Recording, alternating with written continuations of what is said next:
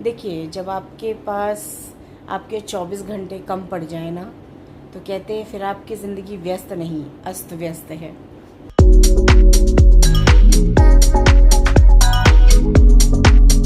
Welcome back to निशाज़ rainbow दोस्तों।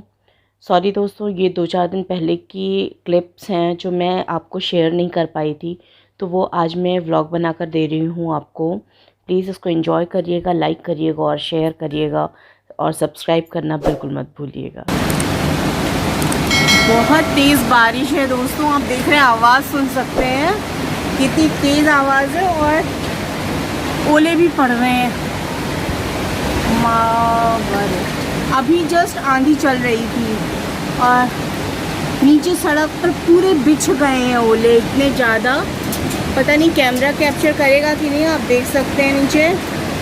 Oh my God, मैं छत पे जा रही थी बट बच्चों ने जाने नहीं दिया और ओले पड़ रहे हैं। देखिए उधर, इसमें गमले में 2-4 दिख रहे हैं। सुबह ही मैंने पूरा उछल के बाद धुला था और धुला हुआ देखिए सारा का सारा बराबर है। ये छोटा सा एक ओला पड़ा हुआ है, बहुत तेज़ है।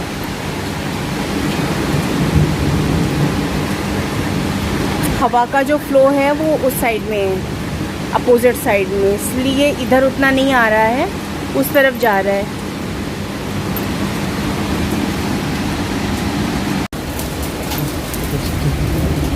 बहुत है। आप कहाँ जा रहे हैं? बाहर इधर जाता हूँ। बहुत तेज़ आ रही है यार बारिश, हल्की हल्की छींटें इधर आ रही हैं। अगर खिड़की खुली रहे ना तो अंदर पानी आ जाए। इधर आ रहा है पानी का फ्लो।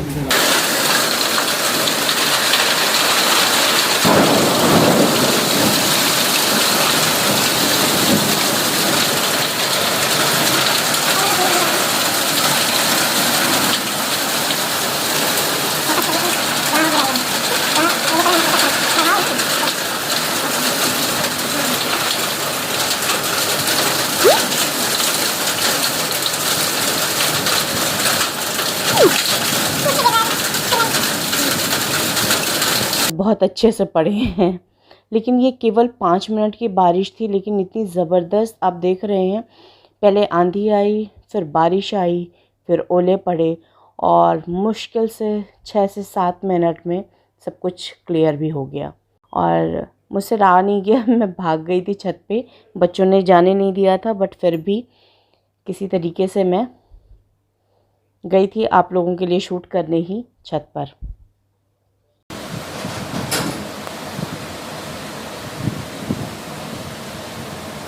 देखिए फ्रेंड्स, यहाँ पे फिर मैंने इसको सुखा दिया और ये मुश्किल से 5 मिनट पहले की बात है, इतनी घनघोर वर्षा हो रही थी और अभी देखिए सूरज निकला हुआ है बट ना रेनबो कहीं नहीं दिख रहा है और एकदम से सब कुछ सूख गया। सड़कें देखिए आपको गीली दिखेंगी यहाँ से ऑफ कोर्स, बट एकदम लग ही नहीं रहा कि बारिश भी हुई है। तो दोस्तों, ये इवनिंग टाइम है और मैं डिनर का प्रिपरेशन कर रही हूँ। तो आज बना रही हूँ रात में दाल और अब एग्जैक्टली मुझे 3-4 दिन हो गया ना, तो ध्यान नहीं है कि दोपहर में मैंने क्या बनाया था। दोपहर में ऐसा ज़रूर कुछ बना होगा जो शाम को दाल बन रही है, क्योंकि शाम को दाल मेरे यहाँ कभी बनती नहीं है। अगर सुबह हमने कुछ उल्टा सीधा खाया होगा जब भी है कि अभी दाल बन रही है। तो ये थोड़ा सा फॉरवर्ड करके क्लिप मैंने लगा दी है, क्योंकि ऐसा कुछ एक्चुअली बहुत चीज़ें आजकल रह नहीं गई ना पास में, और घर का काम करते करते इतना फुर्सत नहीं मिलता कि कुछ और क्रिएटिव या मतलब DIY वगैरह में टाइम दो। पूरा टाइम यार किचन में लग जाता है, क्लीनिंग और सारे है ना, सफाई वगैरह, इतना काम हो जाता है कि जब बैठती हूँ ना एडिटिंग करने भी, तो भी मैं सो जाती हूँ। इतना मतलब थोड़ी बहुत नैप तो ले ही लेती हूँ। और ये गाथा भी गाने का कोई मतलब नहीं है गाइज़, आजकल हर घर में यही हाल है। तो जैसे होता था ना पिछले लॉकडाउन में, थोड़ा सा हस्बैंड से और बच्चों से भी हेल्प मिल जाती थी, वो अभी नहीं पॉसिबल हो रहा है क्योंकि पतिदेव का अपना ऑफिस रहता है, बच्चों की अपनी क्लासेस हैं और उनको भी अपना टाइम चाहिए होता है, तो नहीं हो पाता है। तो ये मेरा फूड प्रोसेसर बेचारा बड़ी मदद करता है। तो आटा मैं इसमें डाल के फ्री हो जाती हूँ, लग जाता है आटा। आप लोग बताइए लॉकडाउन कैसे बिता रहे हैं। लॉकडाउन क्या है, ये तो एक लंबी प्रक्रिया है जो अब चलने वाली है कुछ दिनों तक, हमारी ज़िंदगी का हिस्सा होने वाला ही है ये, क्योंकि ये चीज़ें खुद करना अभी थोड़ा लॉन्ग टाइम तक, क्योंकि जैसा कि बताया जा रहा है दोस्तों कि थर्ड स्ट्रेन बच्चों पे बहुत असर डालेगी, तो उससे थोड़ी सी डर की स्थिति पैदा हो गई है।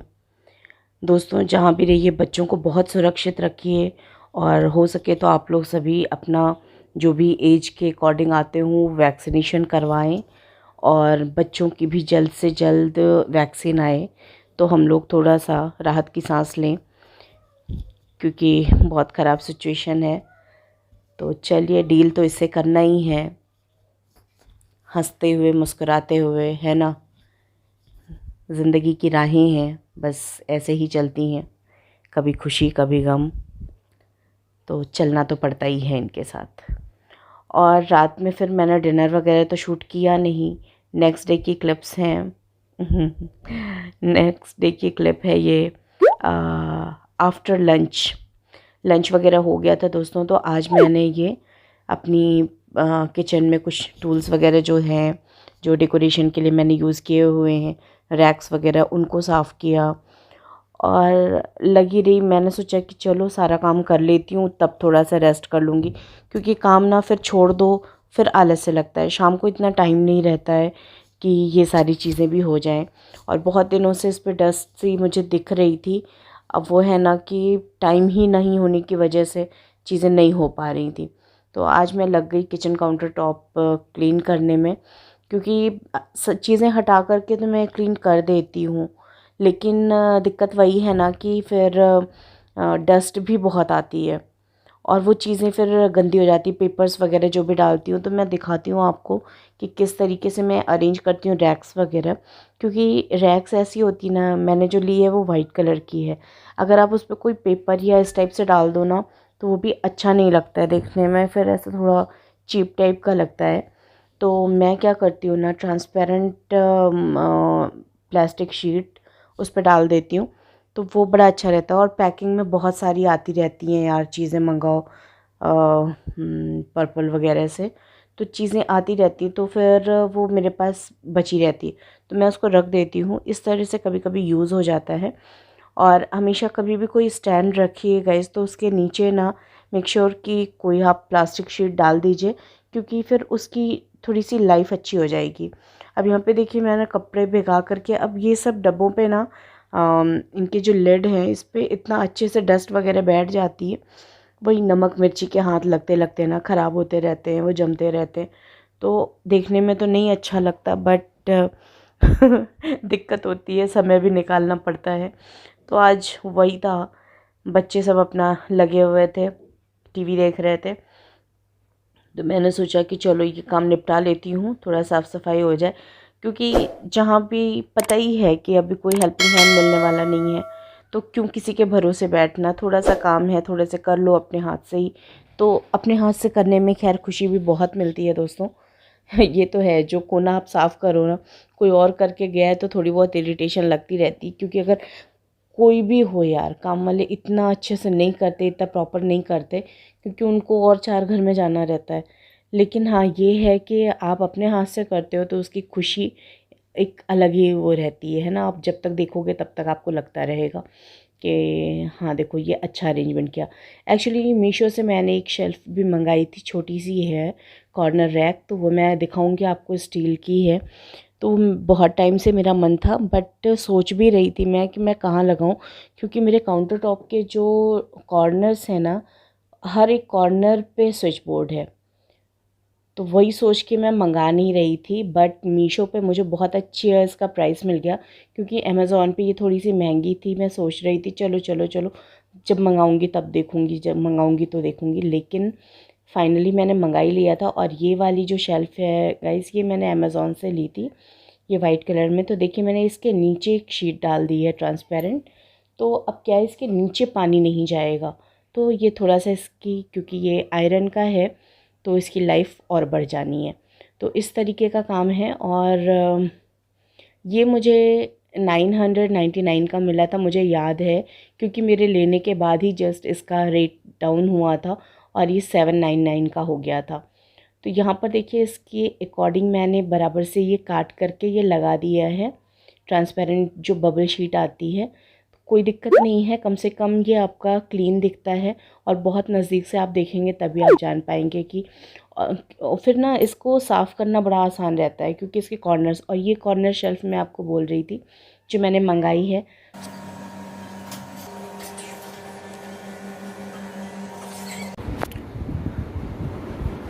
गुड आफ्टरनून फ्रेंड्स, कैसे हैं आप लोग। आज सुबह से सारा काम कर रही थी मैं और शूट किए जा रही थी, और खाना वाना तो मैंने शूट किया नहीं। थोड़ा सा सोच रही हूँ लेट जाऊँ फिर आपसे बातें करूँ। Wait a minute. तो मैं आपसे गुड आफ्टरनून बोल रही थी फ्रेंड्स। ये टाइम है अभी एक्चुअली 4:30 बज रहे हैं। अभी मैं आकर जस्ट अभी लेटी हूँ, और इसलिए मैं आपसे लेट के बात कर रही हूँ क्योंकि बैठने का बिल्कुल अब दम नहीं रह गया है। पैर में और कमर में बहुत दर्द हो रहा है, क्योंकि आज ना पता नहीं क्या हुआ यार, आज रात से मेरी नींद इतनी ज़्यादा डिस्टर्ब रही, बार बार मेरी नींद खुलती रही, और मैं सुबह तक मैं ट्राई करती रही। मैंने सोचा कि थोड़ा देर तक सो लूँ, 10-11 बजे तक भी उठ जाऊँगी तो भी काम तो हो जाएगा, लेकिन नहीं हो पाया, नींद ही नहीं आ रही थी। फिर सुबह उठ करके मैंने झाड़ू पोछा करके नहा धो के उसके बाद मैं किचन में लग गई, क्योंकि हस्बैंड के लिए खाना तैयार करना ही था, उनको जाना था ऑफिस।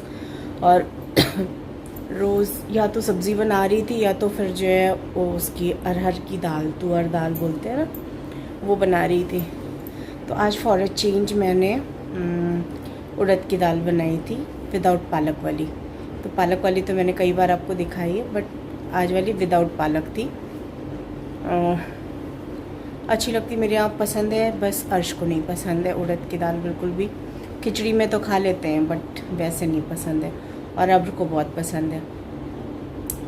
तो खाना वाना निपटा के फिर मैंने सोचा कि लगे हाथ सारे काम कर डालती हूँ और लेट के थोड़ी देर रेस्ट करूँगी।